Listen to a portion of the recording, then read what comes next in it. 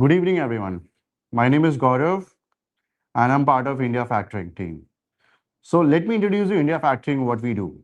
So India Factoring and Financial Solutions Private Limited is a market leader of factoring services in the Indian market. Backed by a strong team of domain experts, the company delivers customized receivable management solution to businesses across India. As per FCI statistics that is Factored in International, the company has been ranked number one in India for 8 consecutive years, number two in Asia, and number four globally in export factoring. Established in December 2009, it enables enterprises to optimize their account receivable management through integrated solution, covering financial collaboration, collection, and credit protection with protected protect export, protective export and receivable. The company operates under the regulatory framework of Reserve Bank of India as a licensed NBFC 83 factor dealer.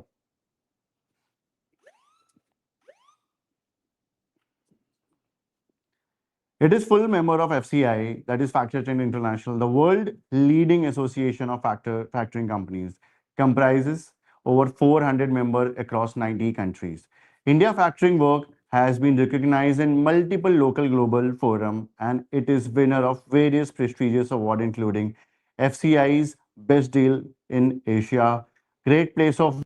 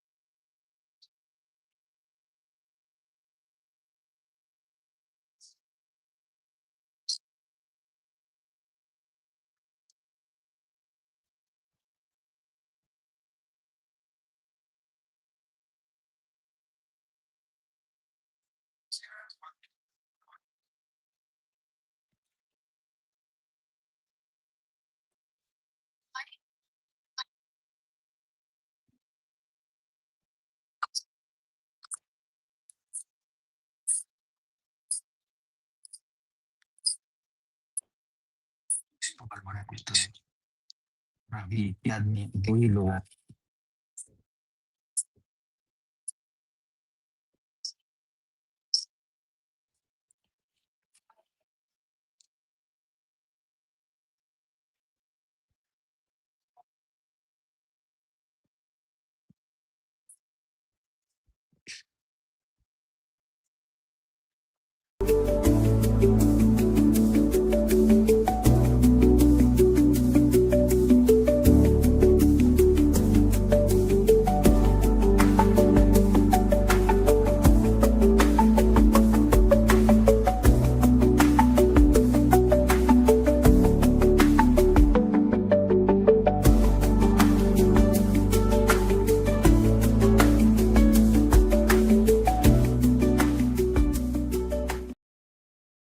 पे दिख रहा है, LinkedIn तीसरे से आ रहा है।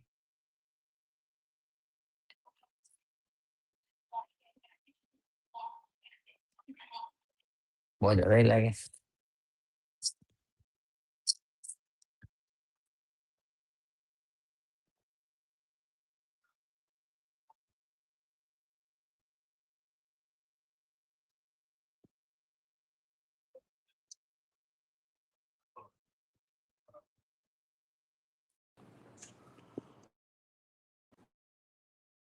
Hello. Reconnect किया है इस बार. तो let's check it again. हाँ हाँ बोल दिया कि start conversation start. Okay. Yes. So, sir, let's start with the hard truth. Many leaders believe. Oh, sorry for this.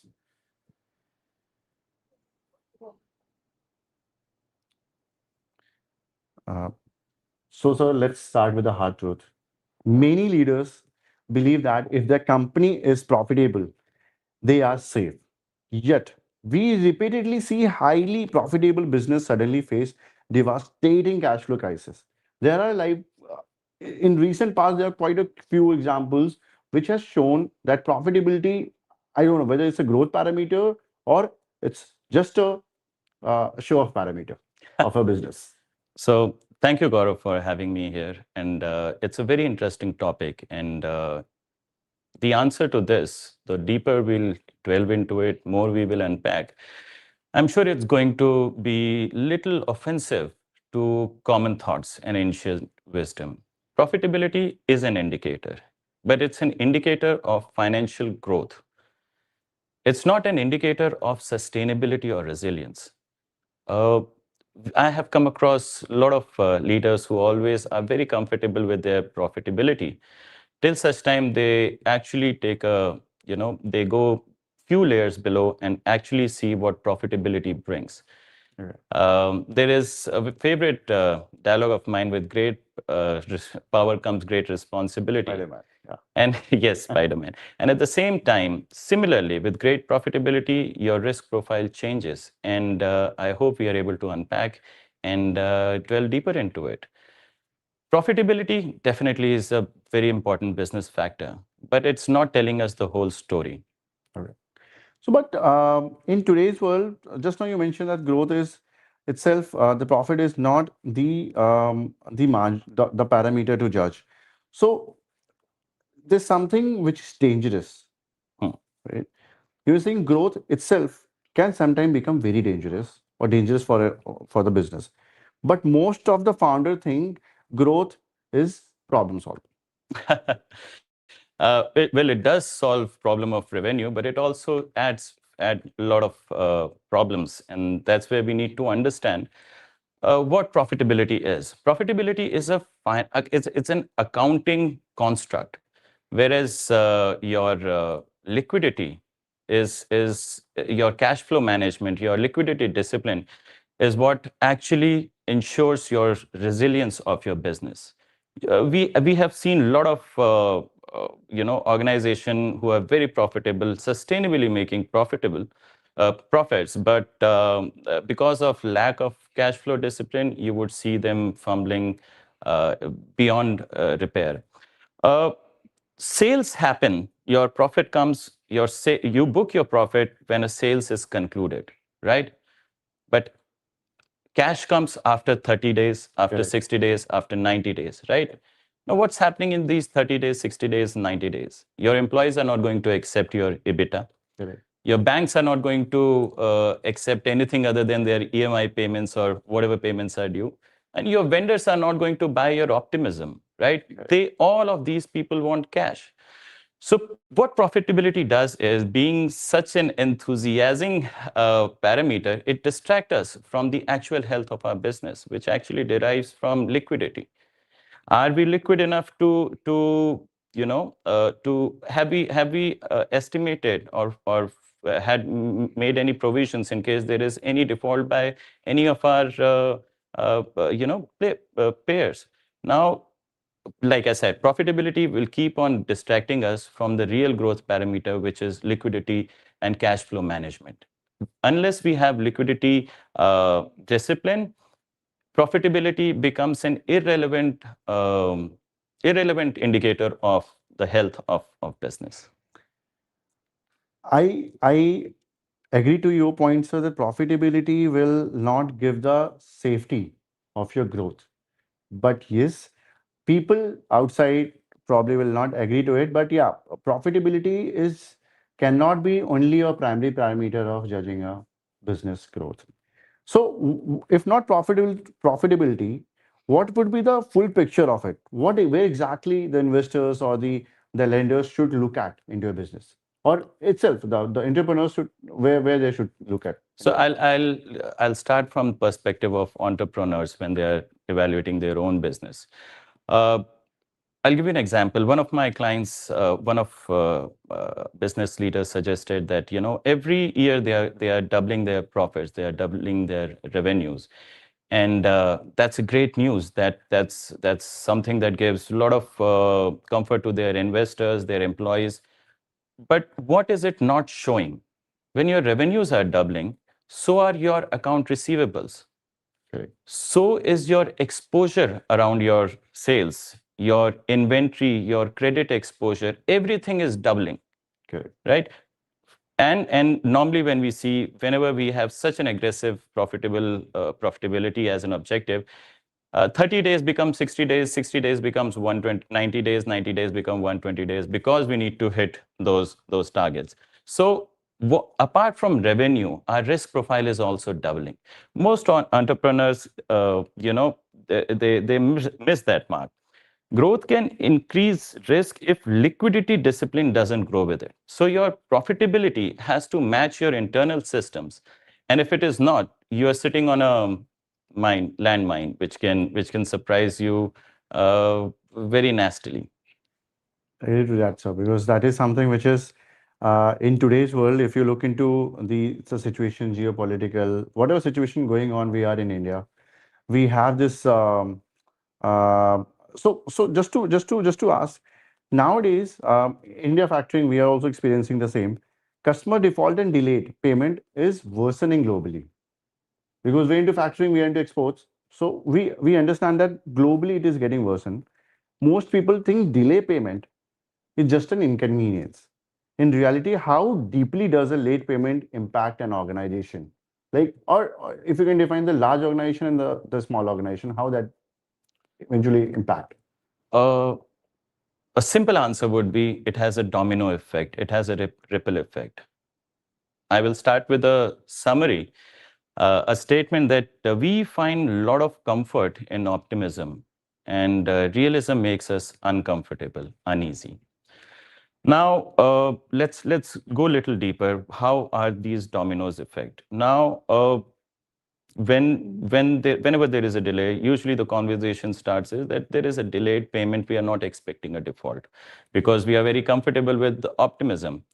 Now, what happens when there is a 10-day, 20, 15 days delay by one of your biggest buyer? You end up you end up you know you end up financing their business for 10, 15 days, whereas you, on the other hand, still have to keep incurring. Now, in long run, what happens is that you have not received payments, right? Whereas your expenditures are still going on. Right. Eventually, there'll be a delay from your side towards your vendor, and it will have a cascading effect. You would see that delay by one large buyer in any industry would end up impacting 20 to 30 SMEs and MSMEs. Now, this effect has to be assessed. And when we discuss more and when we discuss about how to identify these exposures, understanding the ecosystem where this default is going to have its impact will become very important. So you're right, sir. In that way, that unconditionally, unwantedly, we are just become lender for 10, 15 days to that. Yes, Yeah, we we become become lender. unwilling lender. We are completely giving control to Correct, to correct. them. Agree to that. Agree to that. Because that is what happened. We experienced that. Even my past experience also, I have seen the same kind of situation where the delay is become unconditional lending. And this happens with our large clients. Yes. Yeah. The SMEs, MSMEs get impacted in both the ways. If it is going, if it get delayed or if it not get delayed, they're anyways getting the situation is not that favorable. I'm talking about the present scenario where it Absolutely. is not Absolutely. favorable, but this is icing on the bad cake, which is happening currently. Absolutely. And what makes it worse is concentration risk. One attribute that I've seen in a lot of SMEs and MSMEs, and that's true for my business and institutional level business as well, that you would observe that 40 to 50% of their revenue would be coming from two, three, four clients. Correct. Now, what you don't understand is that in such scenarios, of course, I've seen most leaders being very proud that, this is my favorite client. These two contribute 40%, 50% to our business. What you understand, what we need to understand that with this 40% revenue, like I said, comes great responsibility. We end up giving our operational control to that organization. Our cash flow is dependent on them. Our vendor management also becomes dependent on them. Our entire operation becomes, if not dependent, but at least driven by them. Right. Now, this is a very, very real risk because any fault, any default, any delay by the customers who are providing 40% of your revenue, your profitability, is going to have a very, very deep impact on your cash flow management. Right? Now, your buyer may have a bigger book, you may have a bigger book, but end of the day, these cash flow issues without discipline, without keeping a weather eye on it, can cost you irreparable damage. And then all the growth and profit story becomes irrelevant because Correct. your internal systems, your internal discipline, your liquidity discipline was not ready. It did not envisage such dependence. So with that 40% dependence comes 40% accumulation of your risk you end up keeping 40% of your eggs in one basket. Correct. So burning cash is one thing, and earning cash is another part of it. So what make a good customer to a bad customer? What is that? What is that significance? A value should be valued here that will be considered as a good customer and eventually become a bad customer. So simple answer, I will always give a simple answer. Customer is bad only when it's not paying. As long as they're paying, I don't think there are any bad customers. But it's an interesting question how we can envisage. See, a bad customer will become a bad customer when it's not paying. But what can we do about it? How we can foresee this before it actually coalesces?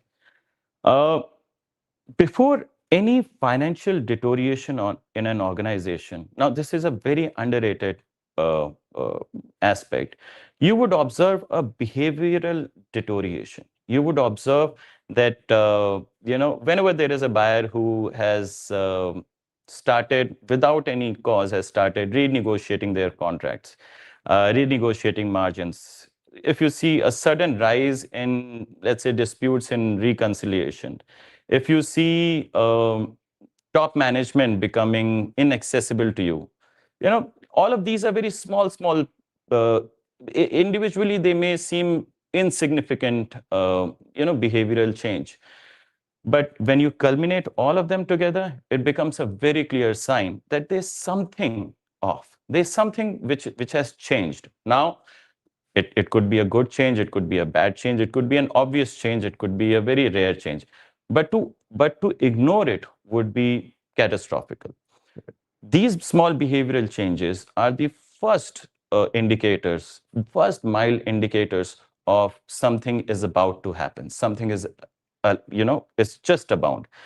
Now, in such scenarios, excuse me, the reality of risk is that it accumulates in silence, but it coalesces very loudly.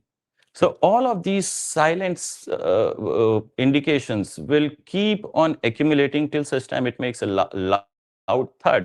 And then you realize that, oh, now this good customer is probably my worst bane. Correct. Totally agree, sir. This is a typical scenario of any organization where the customer is paying is a good customer, is not paying is become a bad customer. But the idea is we should anticipate this rather than going through it. Correct. Right. Agree to that. One philosophical difference that I have seen between Indian corps and outside India is that, like I mentioned, and I think I'll be repeating it a bunch of time, that we find too much comfort in optimism. This client is 10-year-old, aa jayega paisa yaar. There's nothing to worry. They have never defaulted. But what we fail to understand is that every big corporate who has ever defaulted had a perfect score of perfect payment record till that date of default. So everything was okay till such time it was not okay. From risk management, from business sustainability, from resilience perspective, we should be able to, well, speculate, if not, uh, uh,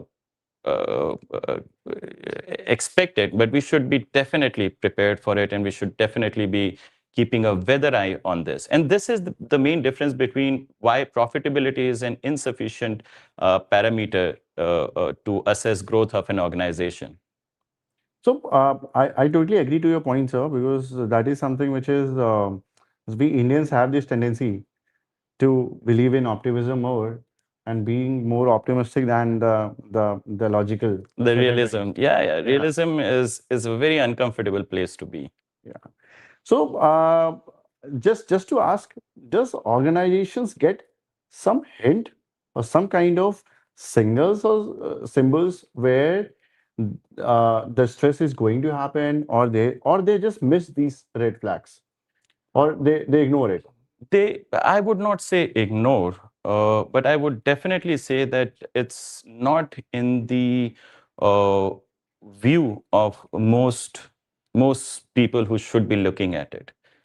Uh, these small signals, like I said, that they culminate into something big and ugly, and though they are silent, they are still visible. We should the whole objective of the whole approach towards resilience comes from ignoring the noise. You have profitable growth, great, but do you have a system which is growing in the same manner? Now this is your infrastructure. You should be having the same view at your with your buyers as well.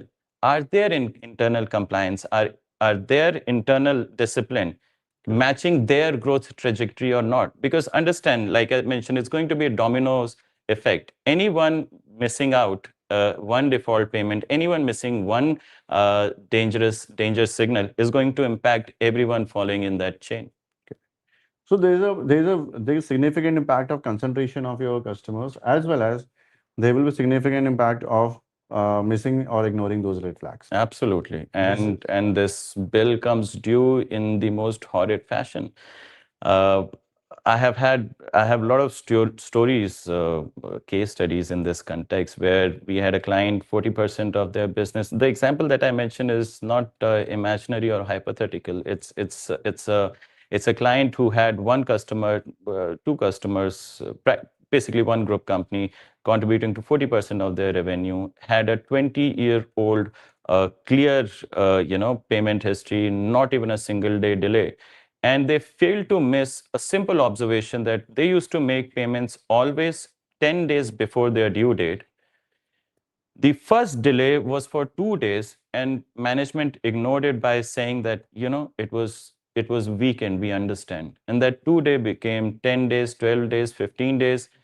They were still confident, they are too big to fall. We don't have to worry about it. Till such time they learned that court in Ontario has signed they have filed for their liquidation. Oh, Yes, yes, and there was no whiff.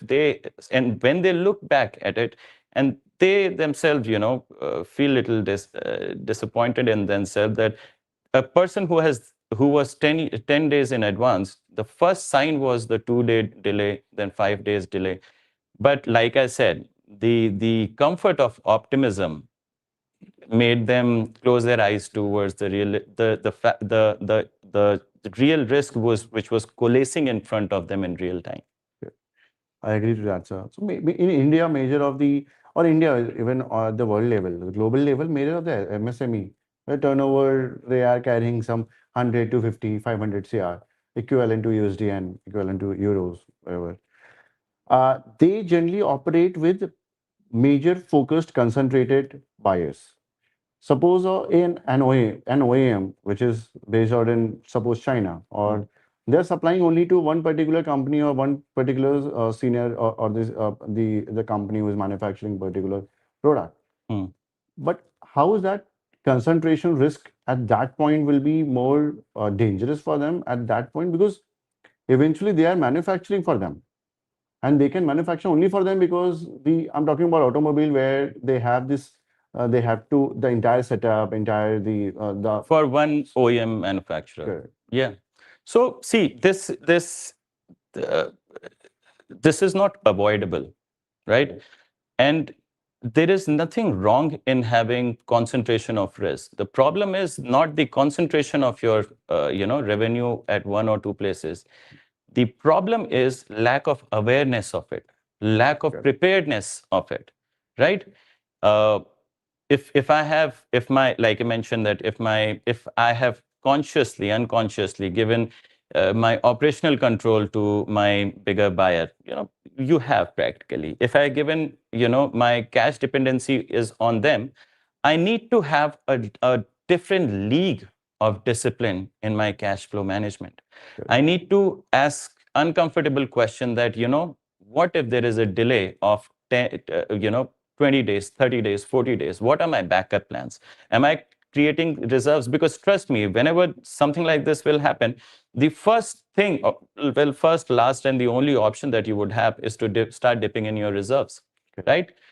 And the next step would be delaying your payments to other things. And then we will again go in a loop where everything becomes ugly and uncomfortable. So the problem is not concentration. The problem is lack of awareness and lack of preparedness of that concentration. You cannot avoid it, but you can prepare very well in advance. And any entrepreneur is aware of defaults risk. But like I said, we keep closing our eyes to it. We have to be uncomfortably okay to keep challenging it, to keep Correct. looking at it. I totally agree to that, sir, because that is what happened in the market. They just ignore the red flags, or they don't they don't signify these small on the trade term, the Small patterns. See, this is where, sorry, I'm interjecting, Gaurav, but this is where, you would see that AI can come to your assistance. So, so first of all, I must put a caveat that, and this is a very contrarian view, that AI is not intelligence. Artificial intelligence, as we call it, AI, mimics human intelligence because of its interface. In reality, it's a warehouse. It's a warehouse of knowledge, skills. AI is a tool, and it can do a lot of things faster than human beings. It can help you follow, identify those early patterns. You may ignore those 2 days, 3 days delay, right? But AI will not. AI is going to flag it, correct. right? AI also has predictive models. So while I am very clear that decision making should not be ratified or should not be derived from artificial intelligence, but AI can definitely help you analyze your business and watch the patterns of your buyers and your vendors as well. This is where AI can actually help you highlight those small comfortable changes which culminate into an uncomfortable scenario. Correct. Agree to that, sir. AI will come later, sir, because I have a different thought to it. But yes, it is very similar to it what you have mentioned. Ji. And so let's come to domestic market. Let's come to India trade, and we are the fastest major economy which is growing in the market. Currently, yeah, because of the war, we are little looked up with the fuel pricing and other subsidy stuff. So, what is your view in India's biggest environment change which is happening in India at this point of time? The global view is the entire globe or entire world is looking at India at this point of time. How we are dealing with the formalization, geopolitical changes which is happening, the supply chain shift. Supply chain shift, I can give you example there where the from India to US, the shipment used to take 45 days, now it's taking 90 days. Yep. This is what is happening. And what is your view on digitization too? Just to understand your view and how you So are. that's a bunch of questions packed. Let me see how much I can unpack in one go. So yes, a lot of things have changed, and the scenario that we are currently may seem very random, but it is not. Before we talk about what we are, how where we are today, we need to understand how we came to be here, right? Correct. We saw a lot of regulatory changes from, let's say, from banking in 2008 to changes in Companies Act in 2013. After that, we had a Make in India movement, which attracted a lot of which practically made India one of the global manufacturing hub. Then came our China plus one strategy, where we are trying to compete and get more, manufacturing contracts in India. So India is growing. There is no doubt about it. And then comes the things that challenges our resilience, which is Ukraine war, Middle East, and Hormuz, Strait of Hormuz, which has actually contributed to delay in shipments, which is directly culminating into delay in payments, which is directly culminating into defaults, right? Which is also so we are in one of the most interesting times as of now. And honestly, at this point in time, I will say that I am very optimistic with all these changes. But in no way this enthusiasm of optimism should let us astray from the actual exposures, right? Right. Let's see what else have changed as for Indian MSEs and SMEs. Earlier, lot of so one more thing that I missed that happened in past few years was demonetization, digital payments, and formalization of GST and everything that you also indicated. Now, how it is impacting our business. Earlier, because of opacity in your cash management on and your book management, the weakness of any of organization was difficult to look at. It was easier to hide behind that lack of transparency. Correct. But now it is not. Now we have AI, we have clear data. Your payments are, in digital manner. Only the last leg still goes cashless, and that has also reduced substantially, right? So earlier it was very easy to hide your weaknesses, but now it gets exposed much faster than anyone, faster than ever before. And this is also impacting the underwriting as well. If you see it from an underwriter's perspective, underwriters are realizing that earlier they used to do underwriting once a year, then they move to bi-yearly, then quarterly. Now it is being done in real time basis. The one change in geopolitical scenario, what industries are going to get impacted, what impact it would have for how long, all of that is available. Now we are going into predictive underwriting, where we are able to predict how bad or good things could be in given different possibility which may coalesce from present to future. So it's changing. I think the only thing that can give us a semblance of comfort would be being foresightful in our risk management and do not get strayed by just numbers on paper. We have seen a lot of organizations which are very successful on paper till such time they are not. That is. I think we are talking about the ground one which we discussed. Eventually, we come to the same point where the significance of profit on paper than the cash flow. Then the cash flow. That is what something which is a basic for any business. And Yes. should have be the parameter to judge any business or a To check the health, your cash flow management, your liquidity discipline is a far more relevant indicator than your profitability. Correct. I agree to that, sir. So, as we're discussing about the credit risk assessment, so what is your view in that? Is India becoming more better risk manager, or we are still in reactive phase of where we are still observing whether we can. So just to why this question came, because there is always a talk in the banking market, right? This word called intent. Yes. Right. So what is your view on that, sir? Uh, well, actually, you're putting me in a situation because my honest opinion on this could be too fiery. So I would put it this way, that we are definitely improving. We are becoming more aware. We are asking the right questions. But unfortunately, the maturity that should have been uh, the maturity that we should have had already we are not there yet. So we are improving, but we still have a long way to go. And not only from our internal system check, I think we need a behavioral and directional change to be more prepared for what are things to come. Our honorable Prime Minister dream to become, the second largest, third largest economy is not going to happen without, without, the without equivalent or matching preparedness of our risk management.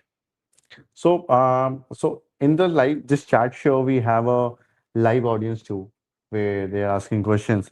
So are you okay to answer now, or you Yeah, wanted sure, to do sure, it? sure. So Let's. there's one question which we have received. How should businesses rethink the trade risk management in today's uncertain world? How they should inline, or how they should they should structure it such a way that there should be less of the risk involved in this. Okay. So the question is how to have better risk management in these ever-changing Correct. scenario. Uh, I'll give you a bookish answer, but it should become more practicable with the conversation. The first one is to understand and identify. If you that's what we have been discussing right now, that we need to identify our exposures and not get blinded by, great numbers, great profitability. We need to understand how many eggs are in how many baskets. We Correct. need to understand. And then next step would be to prepare yourself. Now, the first way, the easiest and most impractical method of managing a risk is to completely avoid. But I think that is not an option. You would still need to have credit sales, right? Not all businesses or all clients will be cash Correct. upfront. So you cannot avoid that. You can minimize it. You can keep it practical. You can make sure that this is not your marketing pitch. You give it only where it is strategically required. Then we come to risk, managing. We have identified, we are controlling, we have decided how much we can mitigate, how much we can, and then comes transferring of risk through insurance and other tools available. And this is still not the end of the journey. You still have to keep a weather eye on all these different aspects. The whatever risk you have identified today may change after one speech by Trump or our PM, right? Correct. So you have to keep you need a certain level of automation. I will not want to use AI as a solution, immediate solution, but yes, AI automated check on how the risk that you have identified earlier are changing, how your customers, your clients risk profile is changing. Like I mentioned, that one ripple in their industry, if your client's client, if you're expecting a delay or change in that industry, you should prepare yourself, because that you are in part of that supply chain and it is going to impact. So you have to be foresightful. Risk after risk transfer, you have to keep a weather eye on all aspects of your business, and you have to go a little deeper than that. I agree to that, sir, because that is something which is happening in the market at this point of time. Things are very uncertain. I think we were already struggling with the war situation, but now after PM Modi's the statement came on gold and the fuel and travel and the Yes, deficit. yes. That is something which is giving more concern to the small businesses in India. Well, actually, I think it should impact large businesses as well who have a lot of receivables coming in from Europe and US, Correct. because the shift in currency is going to have an impact. Some may say positive, some may say negative, but it's going to have an impact. Large businesses, they already have this the observing capacity. They, if suppose, I understand they have a concentration, they also have a concentration risk, but the deconcentration would be at the larger level, where if any default happen of suppose 100 crore rupees to a 10,000 rupee 10,000 crore company, it just not very significant. It will be impacting on their EBITDA and every possible way, the provisions, their write-offs, everything. But at the SME level, where the turnover of that particular company is suppose 100 crore rupees or 10 crore rupees, 10% of the receivable default or delay might impact. Well, actually, it seems that you're telling two stories, but actually, it's not. It's the same story. The default of that 10 crore would be a ripple effect of a default by 100 crores by a large organization, Correct. which would culminate down to their suppliers, to their suppliers, to their suppliers, to their suppliers, eventually reaching to someone who cannot absorb it. Correct. So I agree with yes, these are not too different. This is, in fact, different pearls in the same necklace. Correct. I agree to that, sir. So let's talk about real world. So we were talking about more of credit risk. We're talking about more of the bad risks, bad risk, good risk. So can you give me any live examples where you have seen or observed that the credit risk has been played a role, and how that company got into a more worsened situation? The example that I just gave is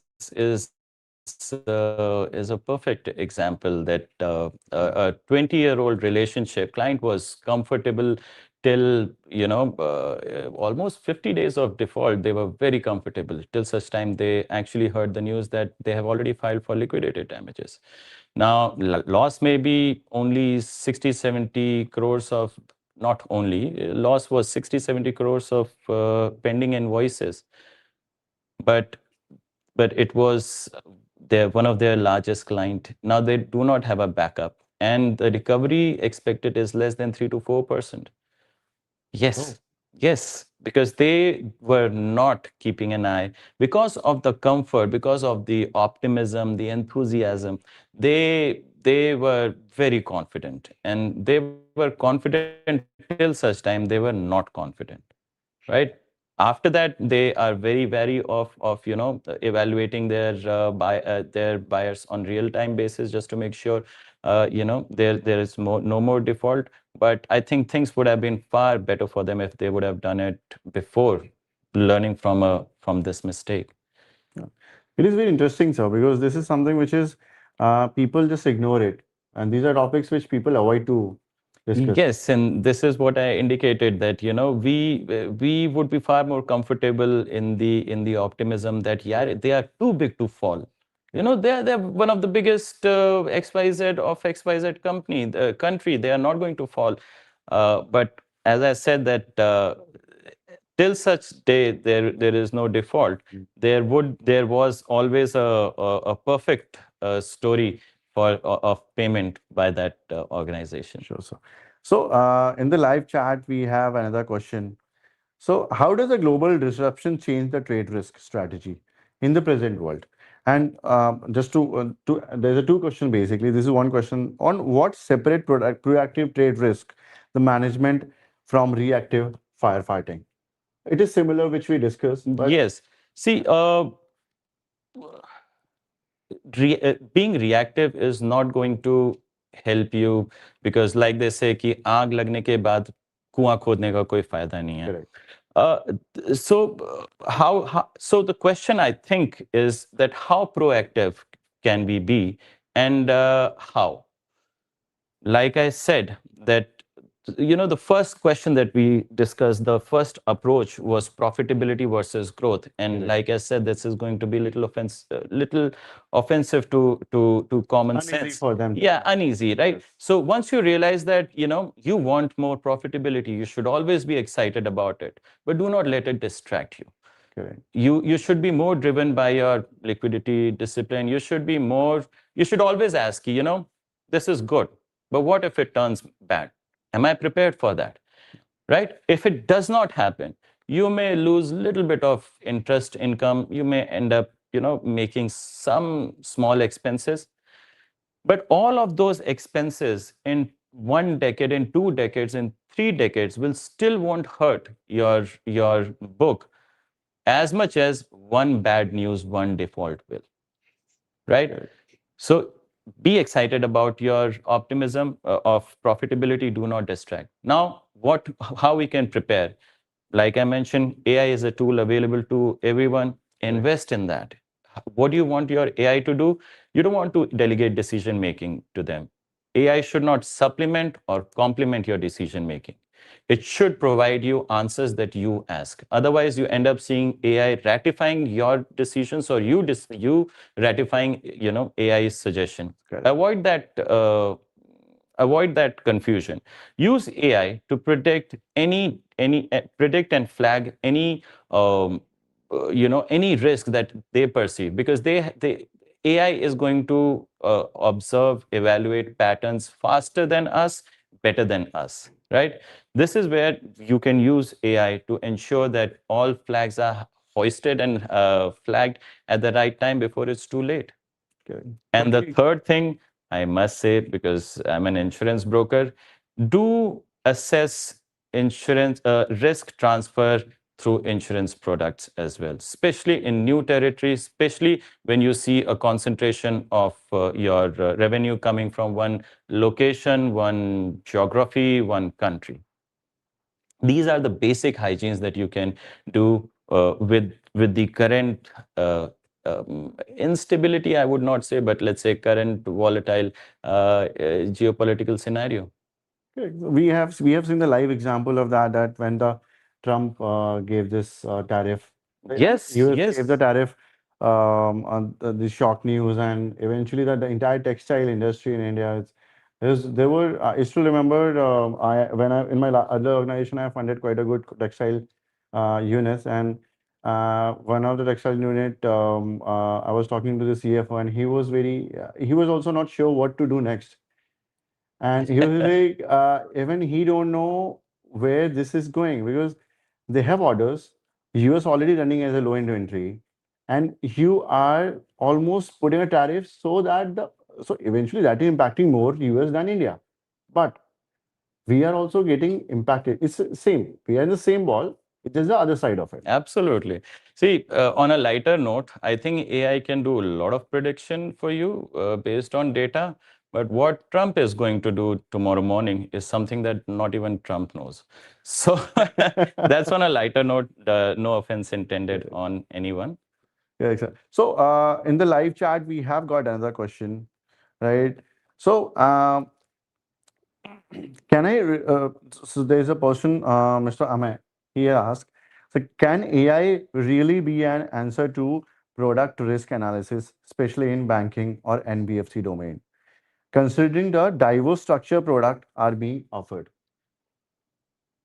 This Okay, is so more this, relevant to your yeah, industry where you yes. are. So the quick Present. answer is no, not yet. Okay. I also emphasize and dream about days where now we have to go little one step ahead. Now we are not talking about the AI as we know and common knowledge. We are talking about AI agentic models. Correct. I would like to see that, but there is one thing that AI is still lacking, and in my personal opinion, will continue to lack for another decade or so, which is while they are good at processing information, they lack what we call human instinct.